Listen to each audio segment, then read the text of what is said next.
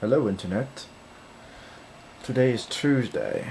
Well, for you it's now Wednesday. It's like 4 o'clock, so Kim should be here soon. Hopefully. Hopefully sooner than later. Lighting play at 7 tonight. We play the Washington Capitals, and this is for first place, and it's in Washington. So we're gonna watch it on TV. Hopefully we'll win, and if we do, we'll come out on top. Alone with first place in the Southeast Division. So yeah, it's a pretty big game. But gotta go in there and win first. Gotta take care of business. We've got destroyed the last 2 times we played in Washington, and this is our last game of the season there. So we're gonna end it with a bang. So you know what? We haven't done one of these in a while. Ready?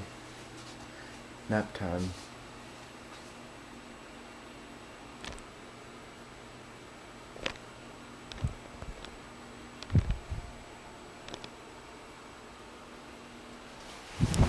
Ladies and gentlemen, your Tampa Bay Lightning have beat the Washington Capitals,